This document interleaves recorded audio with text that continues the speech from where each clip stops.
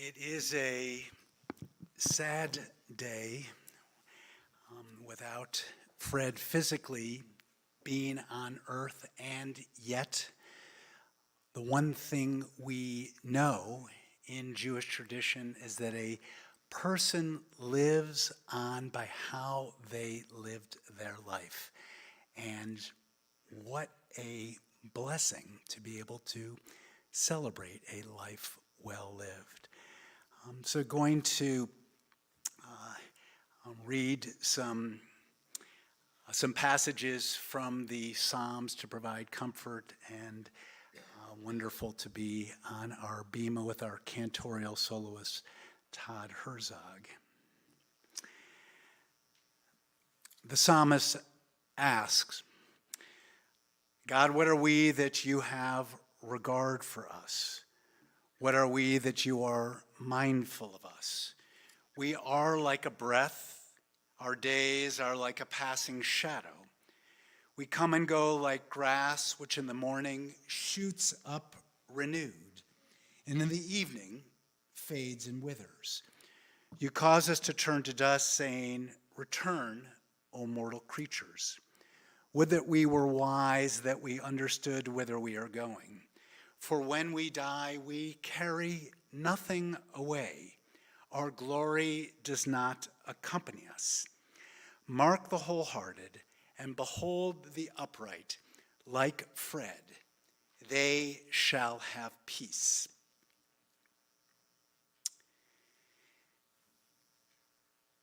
God, who may abide in your house, who may dwell in your holy mountain, those who are upright, like Fred Nachman, who do justly, who speak the truth within their hearts, who do not slander others or wrong them or bring shame upon them, who scorn the lawless but honor those who revere God, who give their word and come what may, do not retract, who do not exploit others, who do not take bribes. Those who live in this way shall never be shaken. And to hear the ancient words chanted in Hebrew of the 23rd Psalm, and then we'll offer the English translation familiar to many. Mizmor David, Adonai roi lo echsar, bino deshe yarbitseni, al me menuchot yanaleni, nafshi shover, yancheni b'magle tzedek, למען שמו, גם כי אלך בגץ על מוות, לא ירא רע, כי אתה עמדי, שבטך ומשענתך, המה ינחמוני. תערוך לפני שולחן,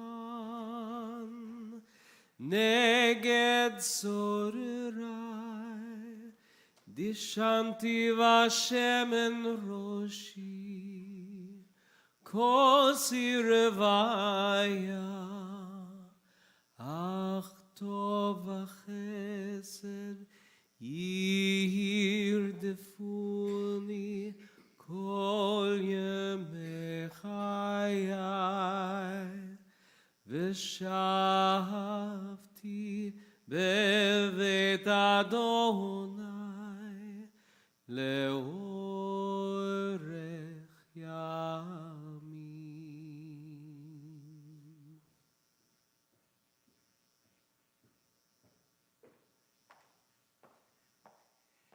And as the words of the 23rd Psalm come to invite you to join. The Lord is my shepherd, I shall not want. He maketh me to lie down in green pastures. He leadeth me beside the still waters. He restoreth my soul. He guideth me in straight paths for his name's sake. Yea, though I walk through the valley of the shadow of death, I will fear no evil, for thou art with me. Thy rod and thy staff, they comfort me. Thou preparest a table before me in the presence of mine enemies. Thou hast anointed my head with oil. My cup runneth over. Surely goodness and mercy shall follow me all the days of my life, and I shall dwell in the house of the Lord forever.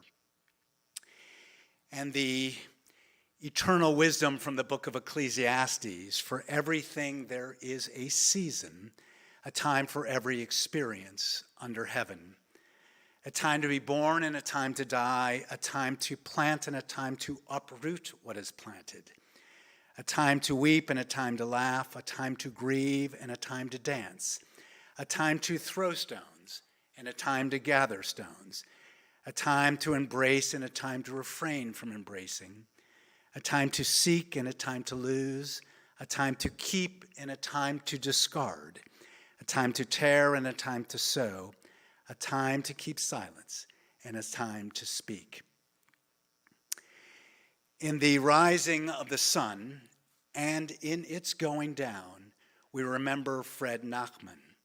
In the blowing of the wind and the chill of winter, we remember him. In the opening of buds and the rebirth of spring, we remember him. In the rustling of leaves and the beauty of autumn, we remember him.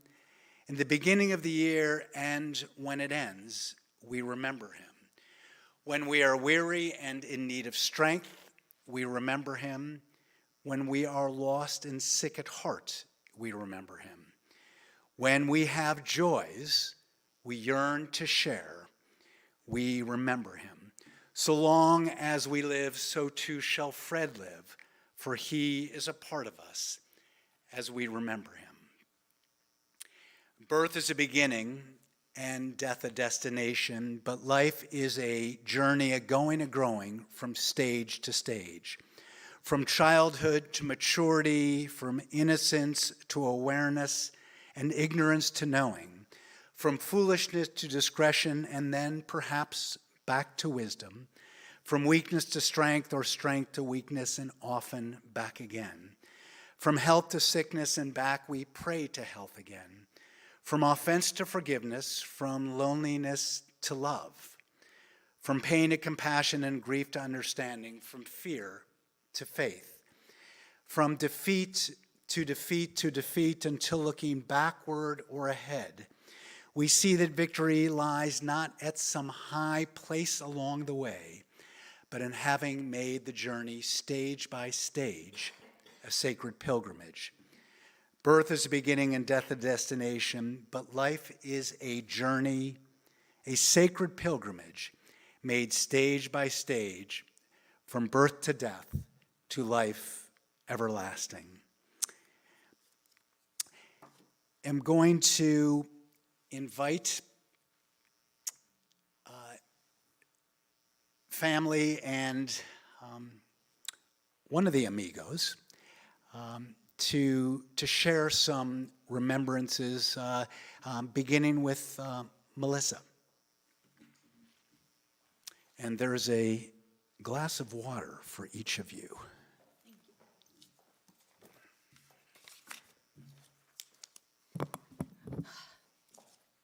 Somehow I will get through this. So, you might just not look up.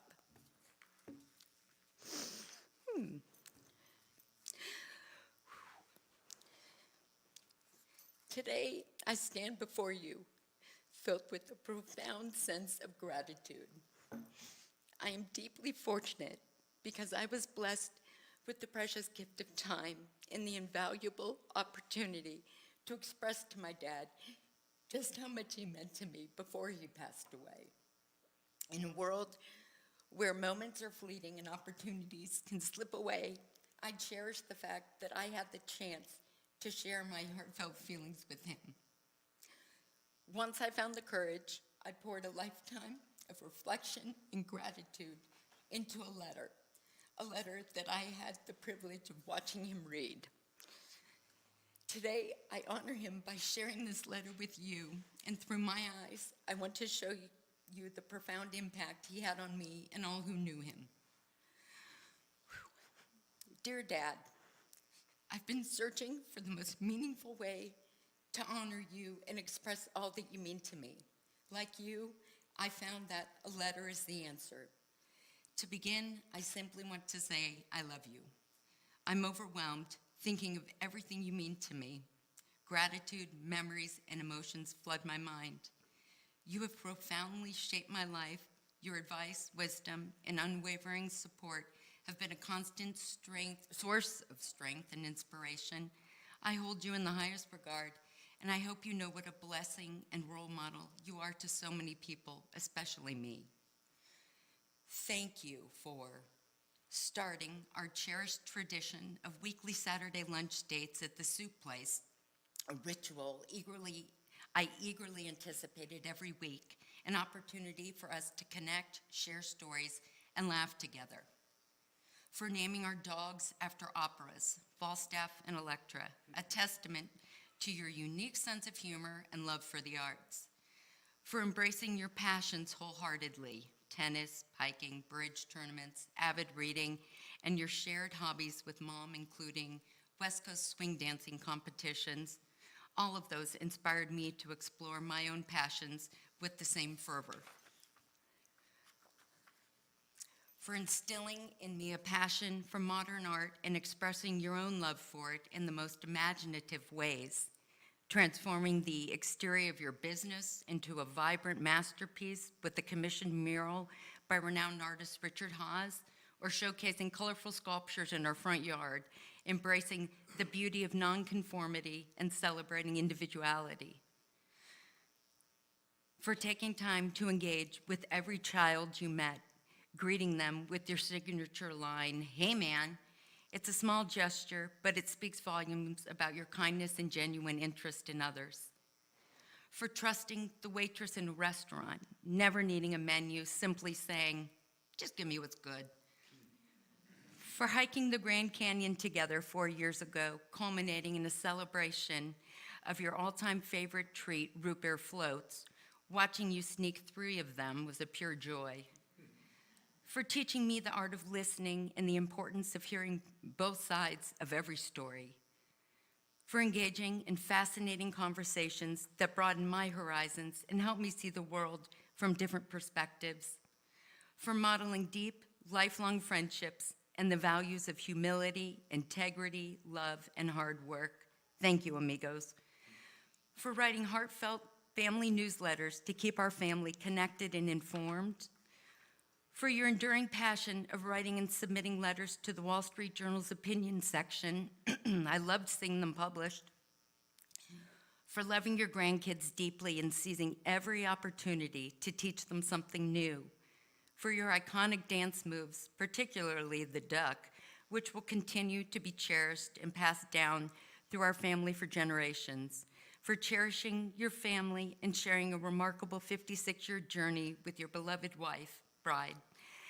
I've watched with immense pride and love, for being there for me always. Well, Dad, I strive to embody all of these qualities. I love you, honor you, and will miss you every day. In closing, there's a quote by E.E. Cummings that speaks what is in my heart. I carry your heart with me. I carry it in my heart. Forever, your pumpkin, Missy. As I reflect on the memories and lessons shared in this letter, I hope that today, as we honor my dad's life, we can each find a precious piece of him to carry with us, just as I do.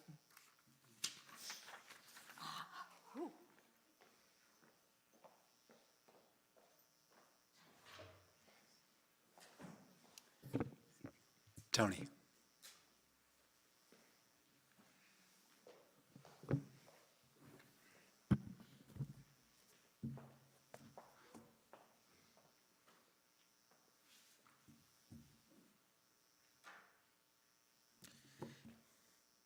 Dear friends and family, thank you for coming.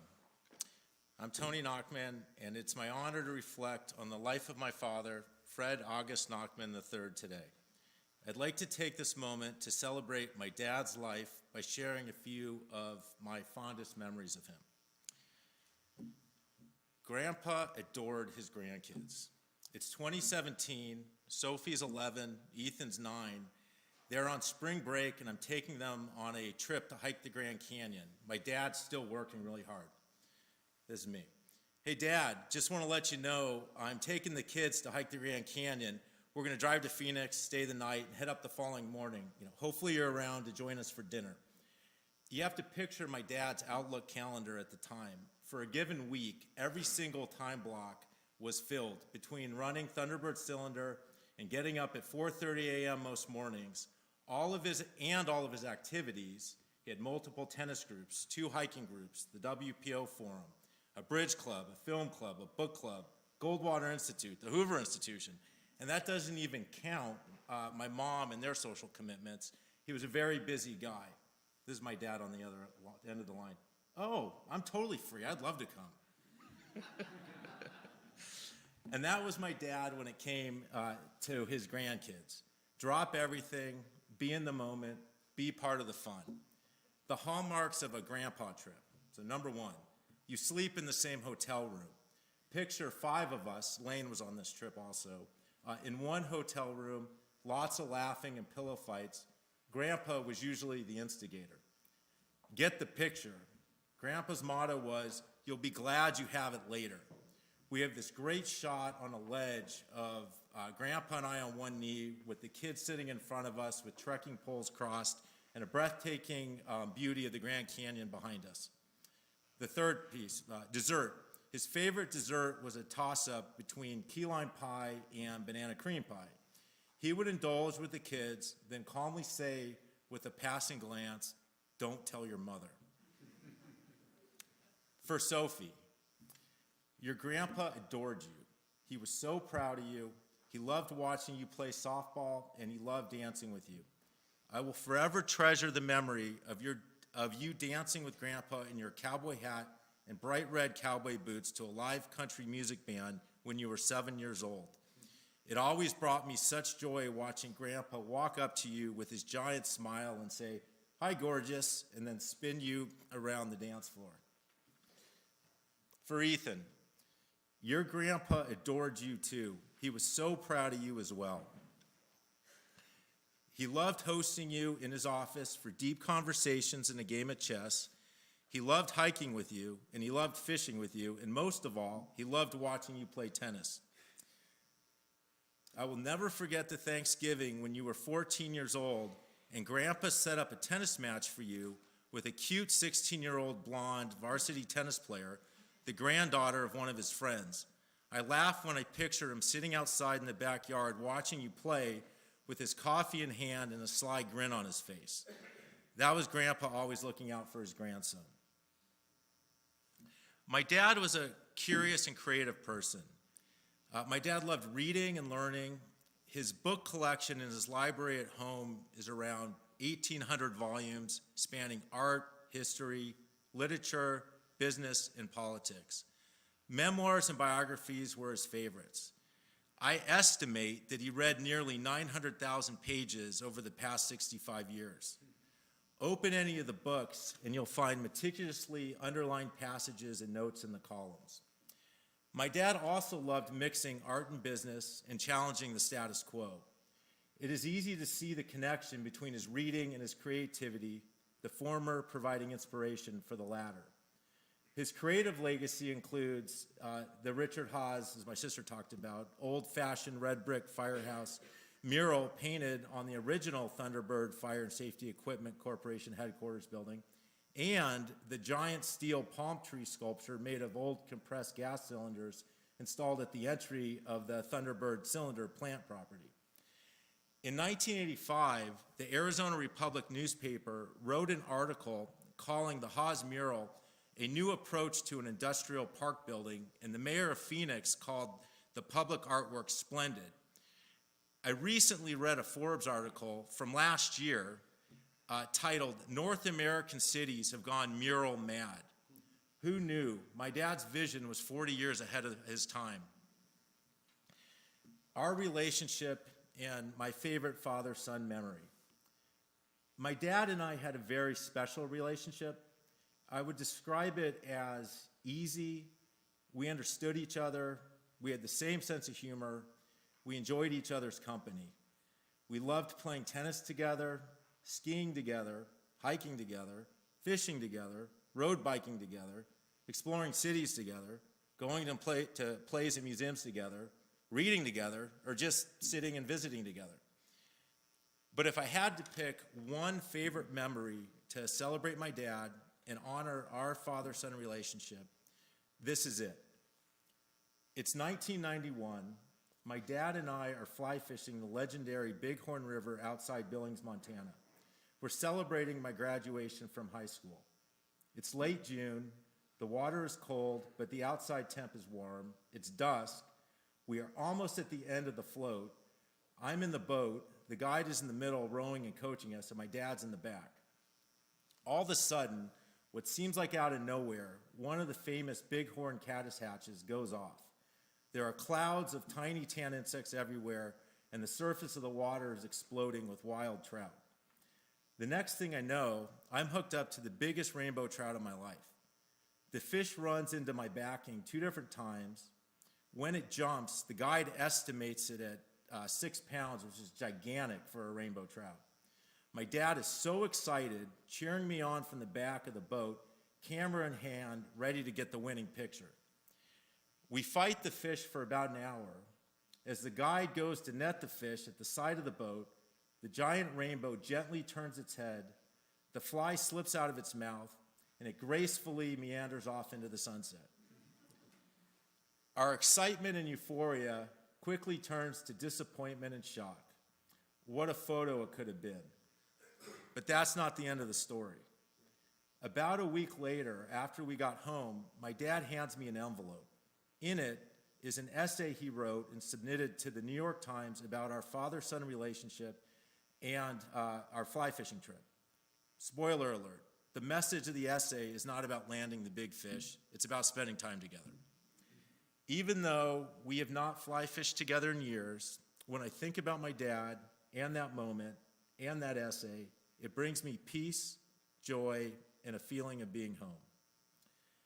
Before I finish, I'd like to take a moment to recognize my mom. She is the gold standard.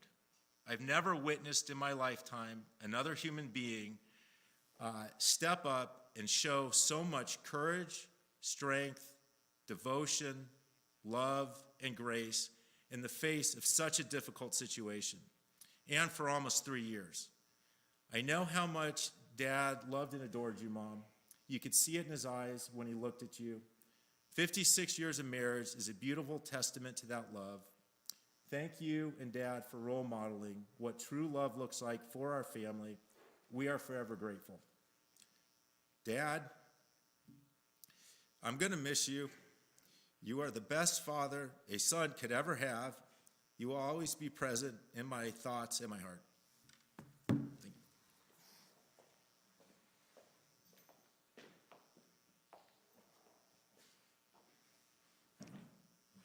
Thank you. PJ.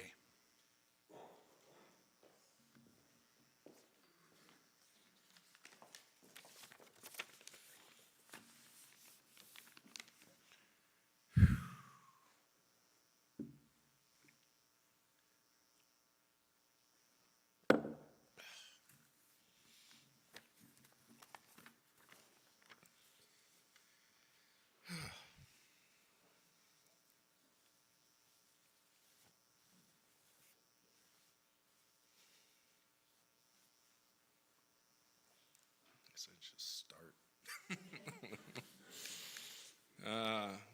Well, thank you, Rabbi. It's been a pleasure getting to know you. And I want to thank everyone in this room for being here. Dad cherished every single relationship in this room completely. So thank you. Tony, you ended with Mom. I want to start with Mom. A special thank you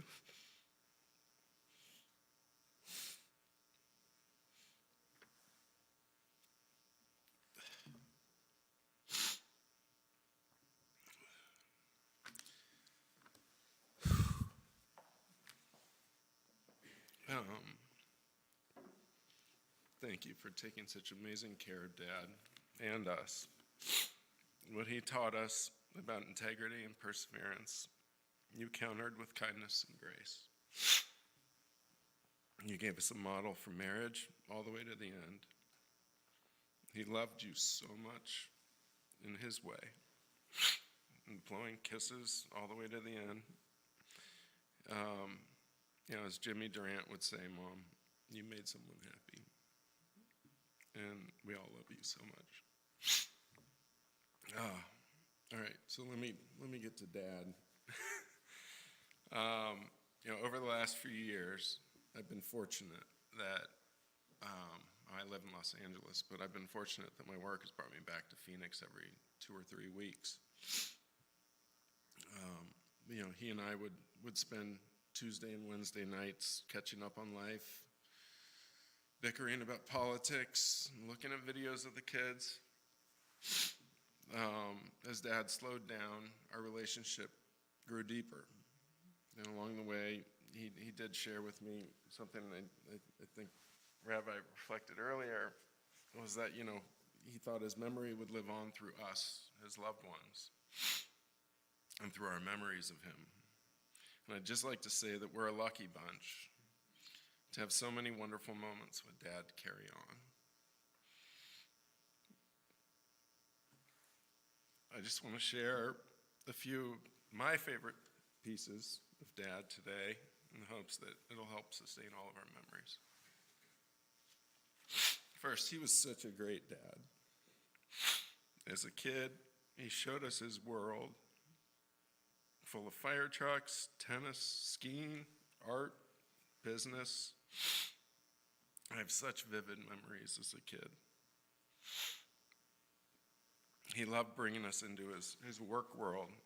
Took us on road trips to meet small town fire chiefs in New Mexico or Texas. The mural, and would always bring me to work and let me slide down the fire pole. It was great. And then on the rare lucky occasion, he even brought his work home with him in a good way. It was the best feeling ever to see him pulling into the driveway in a fire truck for us to play on all weekend. That was not something most kids got to experience, but it made him a hero. He taught us early the values of honesty and good character. There was a time when he escorted my brother and I, 4 and 7 at the time, back to the Orvis store in San Francisco after he discovered that we had stolen about 50 fishing flies. We returned the merchandise, apologized to the manager, and obviously never forgot the lesson. Dad had a great rebellious sense of humor. And as some of us remembered last night, an enormous defining cackle. When something funny hit him just right, we all knew it, and so did everybody else in the theater.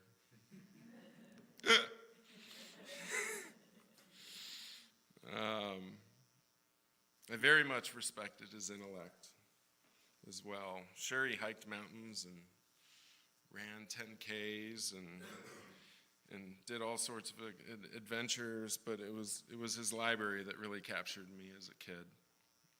He had so many books, big books. He had the classics and books about history and politics and culture and economics. There was his collection of classical music and operas, vinyl, cassettes, some CDs when he was more technologically savvy.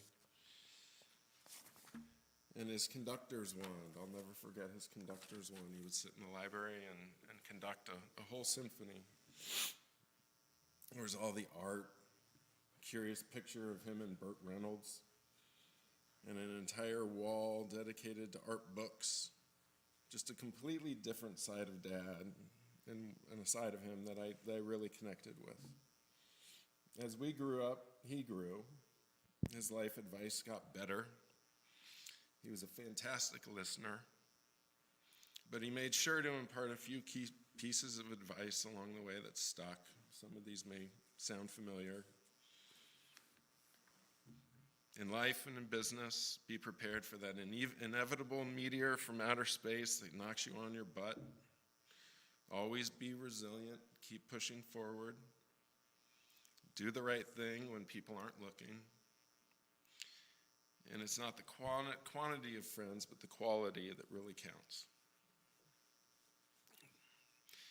Dad and I really grew into each other after I became a husband and later a father. More than once, I have leaned on him for advice on marriage, commitment, and his willingness to do the hard work. Mo, he appreciated you and he loved you so much. But he loved his grandkids flawlessly. Grandpa always did his best to show up. We are really lucky that he packed us with so many moments and memories. Sleepovers in Leon's bed, ballet recital,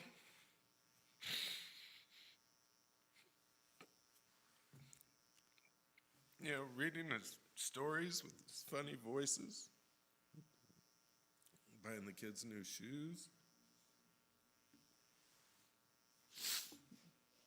teaching us how to play chess. Probably the most important thing I will remember about him is that he was always there for me. He always took my call, and in some incredibly meaningful moments, he dropped everything to come lift me up when I needed it, even if that meant flying around the world.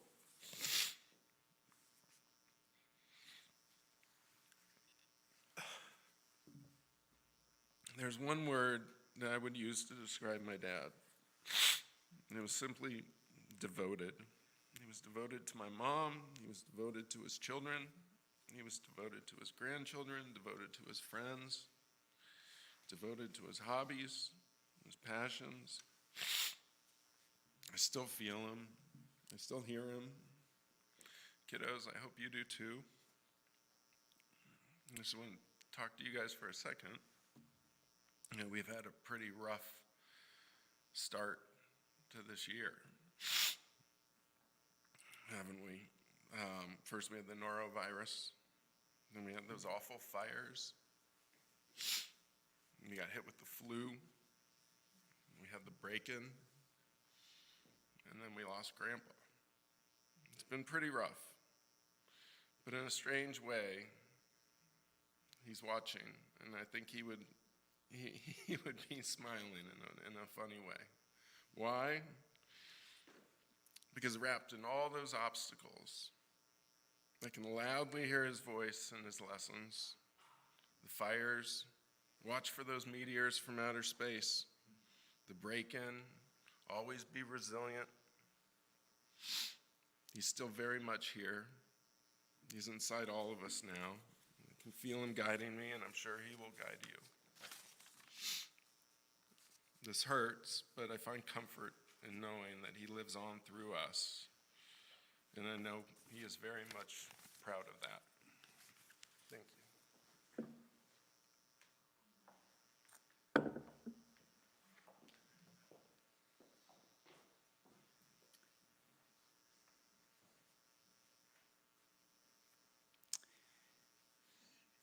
Gary Edens.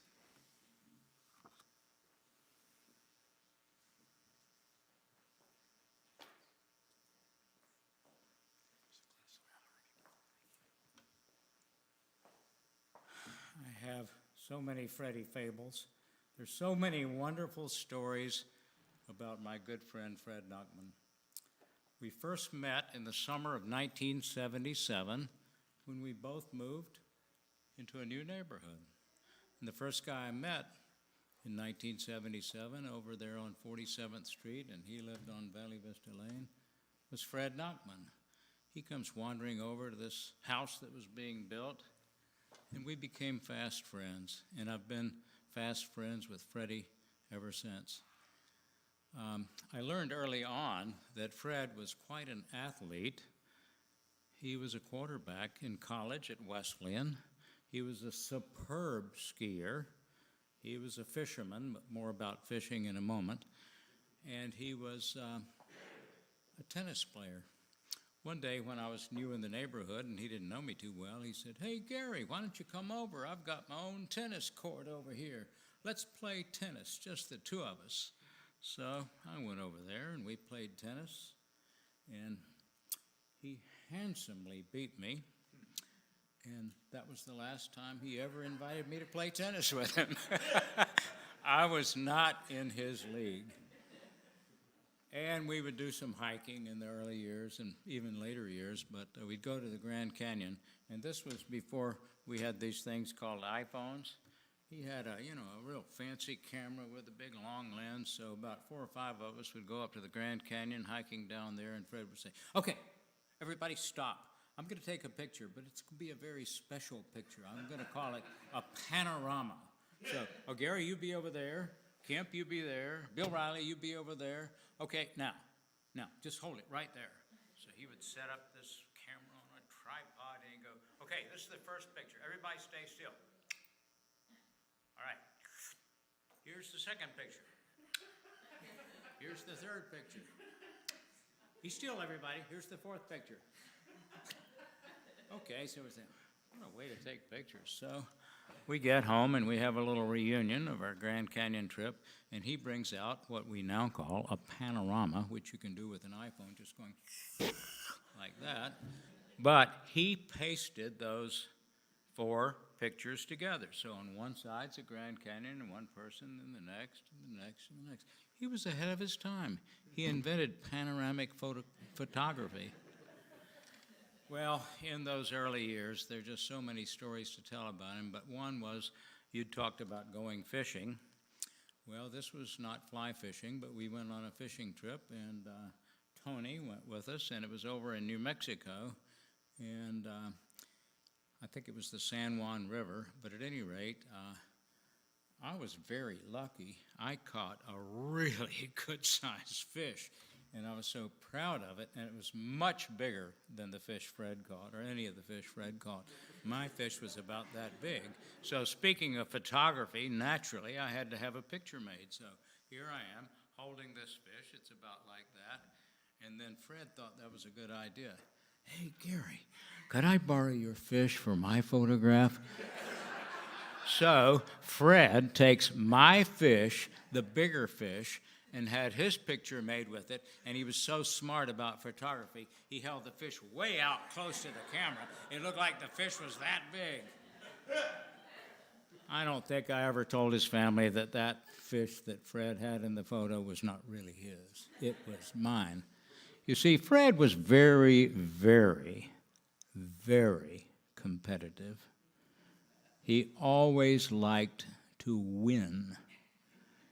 And as my 2 girls and his 3 kids grew up, we'd watch them grow up, and they were all friends too. And one day, about the same time of the year, we both learned that our 2 older kids, his older daughter, his only daughter, was pregnant, and Melissa was with child. And so was my younger daughter, Emily. Her first child was coming. And amazingly, the dates that the kids were supposed to be born was in 2 or 3 days of each other. So we didn't know who was going to be first.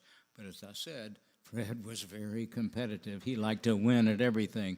So he said, "Well, Gary, why don't we have a contest and bet $1 as to who's going to be the first grandfather?" I said, "Well, that sounds fair to me. We have no idea. They're both due about the same date."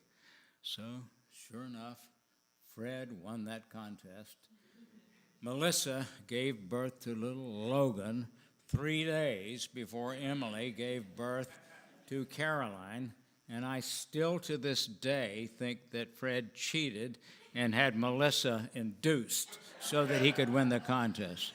Oh, but that's not the whole story. Oh, no. He wanted to make sure that I knew that he won that contest. So he made a plaque, and it said, First grandfather contest. Gary Edens, second place. You all still have that, you showed it to me. There are just so many great Freddie stories. I got to tell you one that didn't seem like it would be a funny story, but it turned out to be. We would hike most mornings before I'd go to work and he'd go to work. And so we were hiking, running on the canal, around 32nd Street in the canal. And Fred would take that wonderful dog, Bogart, with him. And so Bogart's going along and he sees this lady. And so Bogart comes up and he starts barking at her. And so the lady pulled out a can of mace. And Fred loved Bogart. He was not going to have Bogart mace. So Fred comes up to the lady and he kicks the can of mace out of her hand. And so I knew, that probably was not welcomed by that lady. So I didn't want to say what his name was because she didn't know. So I said, "Come on, Charlie, let's go. Come on, Charlie, let's leave." So we thought until about 6 weeks later that he'd gotten away with that. But he got caught for running a red light on 44th and Thomas, and the police said, "Oh, your name's Fred Nachman? Well, you're under arrest." "Why?" "Oh, some sort of some incident on the canal with a lady, and you kicked her and kicked mace out of her can. You're arrested." So then Fred goes around and he calls his friends. "Hey, I got to get some money. I got to get bail to not go to jail." So, I came up with $300, and people came up with this different money so he didn't have to go to jail, but he did have to go to trial.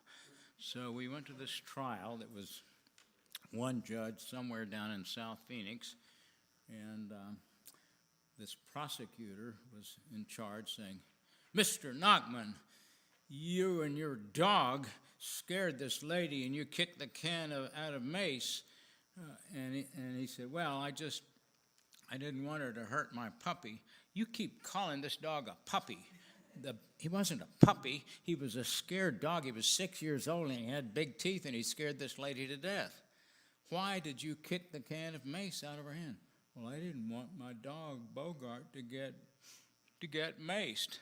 "Well, I find you guilty, and you are now sentenced to 10 weeks going to anger management control."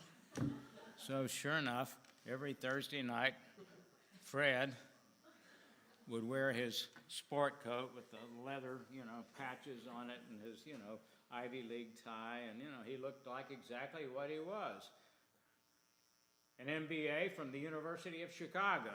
So he'd go down to this anger management class, and everybody would go around the table and tell their stories. And so every Friday morning, I'd hear, "What are the funny stories from anger management class last night?" And he'd tell them to me.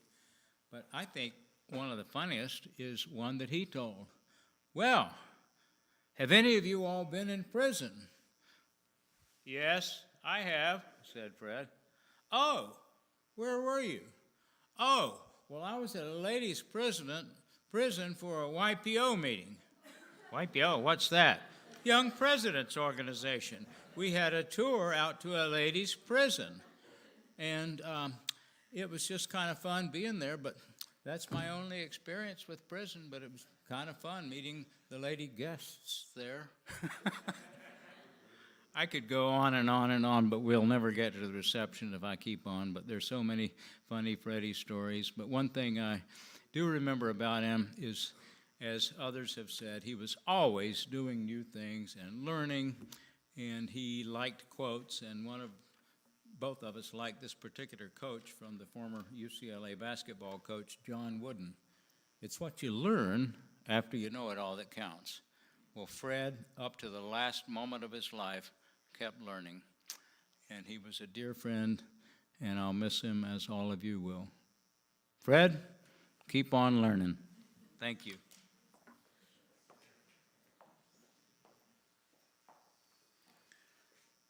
Gary, I think you were just getting warmed up.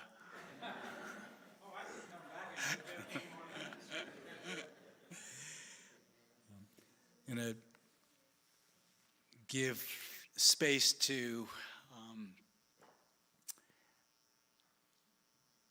PJ. I think you used the word flawless as Fred saw the grandchildren. So Logan and Ethan and Leon, come on up.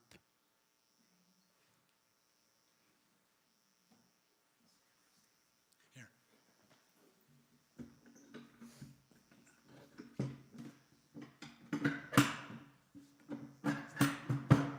Leon, hop up there, buddy. This part. Up to here. So, okay, read. Do you know how to read? Yes, but where did I start? Read at the rising. It's going down and then read to there. I can't read it. You can't read? Okay. I got it. At the rising of the sun and at its going down, we remember them. At the blowing of the wind and the chill of winter, we remember them. At the opening of the buds and in the rebirth of spring, we remember them. At the blueness of the skies and in the warmth of summer, we remember them. At the rustling of the leaves and in the beauty of autumn, we remember them. At the beginning of the year and when it ends, we remember them. As long as we live, they too will live, for they are now a part of us as we remember them.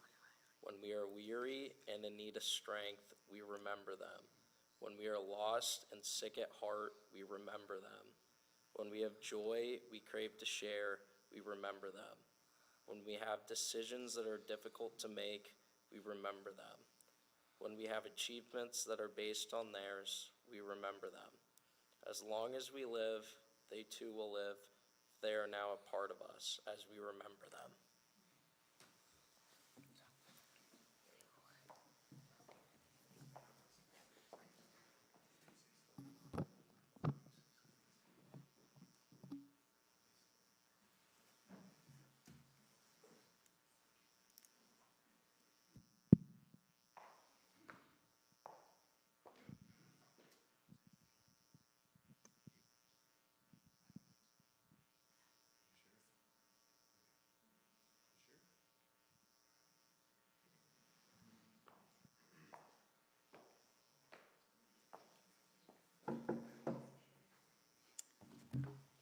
Leon, you come back up anytime you want, buddy.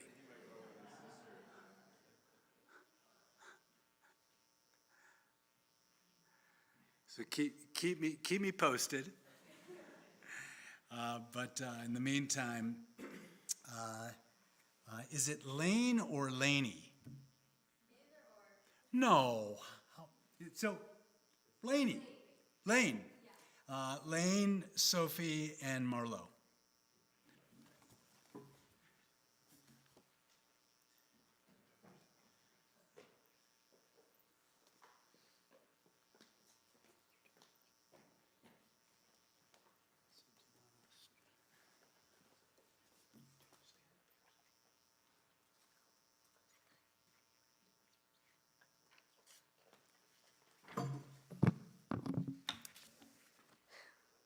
We little knew that day God was going to call your name. In life, we loved you dearly. In death, we do the same. It broke our hearts to lose you. You did not go alone, for part of us went with you the day God called you home. You left us beautiful memories. Your love is still our guide.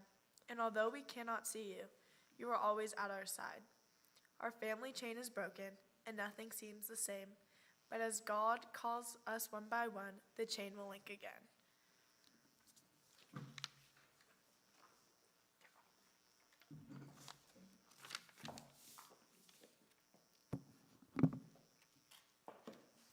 Hi, I'm Marlo, one of Fred's grandchildren, and I just want to start off by saying that Grandpa Fred was so amazing. He had so many awesome traits, such as humor. He was so funny and made so many people laugh, and I'm pretty sure all you guys can agree.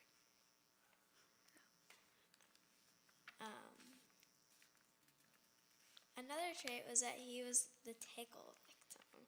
That means I would always tickle him, and it was very funny. Another thing is that he always wanted me to remember Arizona. so he was always giving me souvenirs. Like once he gave me a camel to represent Camelback Mountain.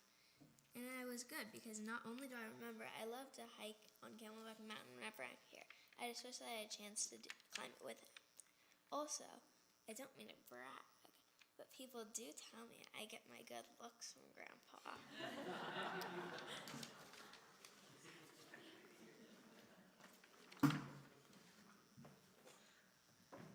Hi, everyone. For those of you who don't know me, I'm Sophie, one of Fred's grandchildren. My grandpa was my biggest supporter no matter what. I always used to laugh because every phone call he would end it with, "Keep getting straight A's and hitting the ball hard." I thought it was so funny, but looking back, it truly showed how much he cared about me and my future. My grandpa was my number one supporter through everything and truly wanted to see me succeed. My grandpa believed in me even if I didn't and was proud of me no matter what. If you knew my grandpa, you knew how much he was always dancing to Big Bopalula and making jokes about quite literally anything. Grandpa was always on the dance floor, and if he was around, you knew there would always be lots of laughs. A few years ago, we were both up late, and he was showing me his old photo books, specifically him in college playing football. That same night, he shared with me one of his favorite songs that I'll never forget called "Make Someone Happy." I can say with full certainty that that was how my grandpa lived his life. No matter the person or circumstance, he always tried to make someone happy. I love you, Grandpa, and I can't wait to make you proud while you're in heaven. I'll always try to make someone happy.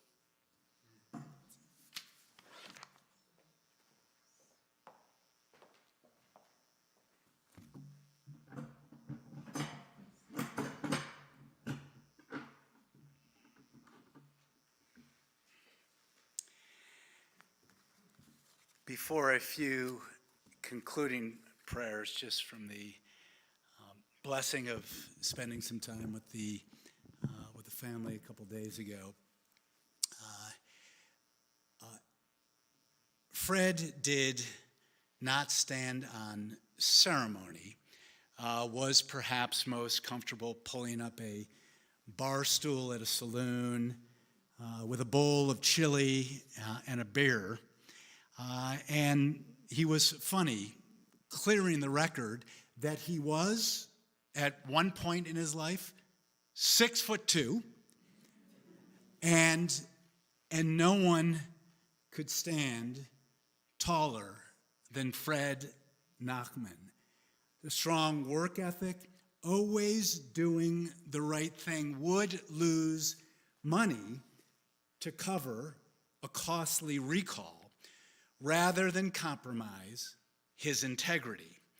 Fred was a loyal friend, husband, dad, grandfather, and was a keen listener, understanding that you learn more by listening than by talking.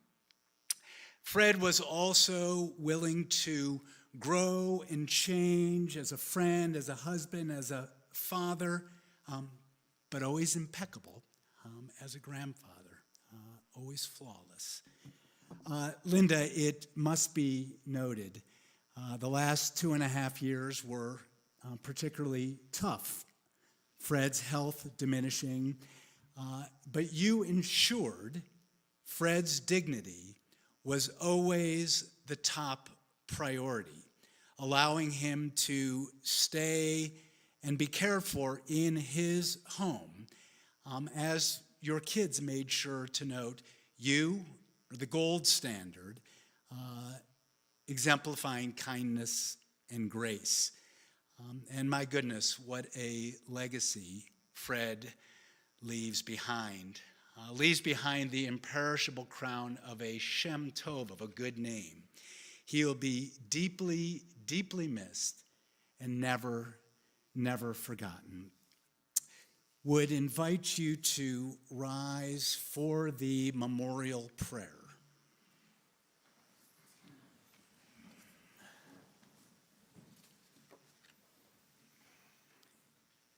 El male rachamim shochein bamromim hamsem menucha nechona tachat kanfei השכינה עם קדושים וטהורים כזוהר הרקיע מזהירים את נשמת אפרים שהלך לעולמו בעל הרחמים הרחמים יסתירהו בסתר כנפיו לעולמים ויצרור בצרור החיים נשמתו אדוני הוא נחלתו וינוח בשלום על מי ישכבו ונאמר אמן. Compassionate God, eternal Spirit of the universe, grant perfect rest in your sheltering presence to Fred August Nachman III, who has entered eternity. O God of mercy, let him find refuge in your eternal presence, and let his soul be bound up in the bond of everlasting life. God is his inheritance. May he rest in peace as we say together, Amen. And we, before a closing song, with the Mourner's Kaddish that actually, some of you have an insert, and if you don't, share with your neighbor. And otherwise, just going to, not even a translation, it's these ancient words that continue to reverberate across the generations. Yitgadal v'yitgadash shemei Rabbah. Amen. Be'alma divra chirutei, v'amlich malchutei, b'chayechon of yomechon, uv'chayircho beit Yisrael, ba'agala uv'izman kari v'imru, Amen. Yehe shmei Rabbah mavorach le'olam ulamei almaya, yitbarach v'yishtabach v'yitpa'ar v'yitromam v'yitnaseh, v'yitadar v'yitaleh v'yitalal, shemei dekudsha b'richu, Le'ela minko birchata v'shirata, tushbechata v'nechemata, da'amiran be'alma v'imru. Amen. Yehe shlama rabba min shemaya, v'chaim aleinu v'al kol Yisrael v'imru. Amen. Oseh shalom bimromav, hu ya'aseh shalom, aleinu v'al kol Yisrael v'al kol yoshvei tevel v'imru. Amen. May God grant peace to those who mourn and comfort to all who are bereaved, as we say together, Amen. So you may be seated, and we'll end with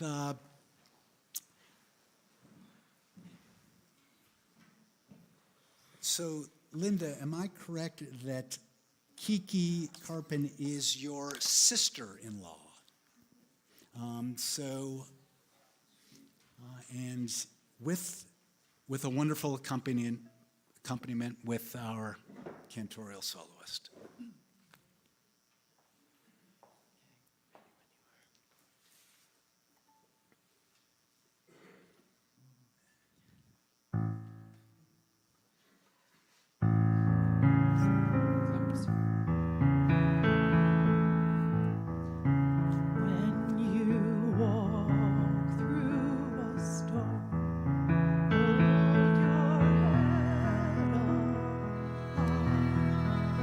And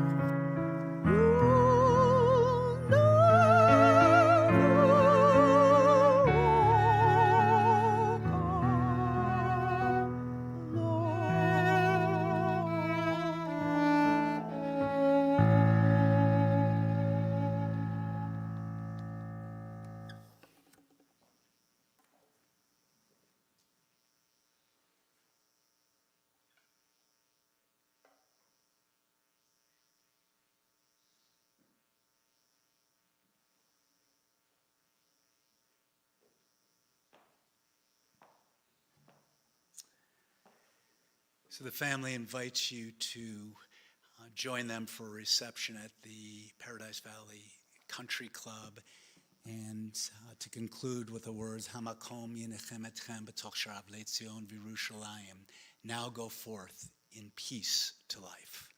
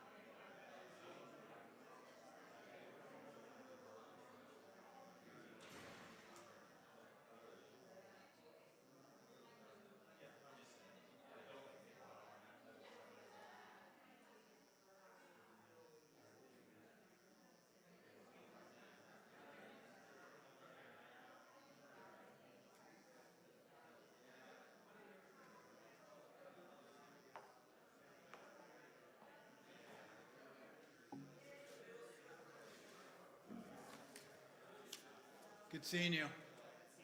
Tell Ross I say hi.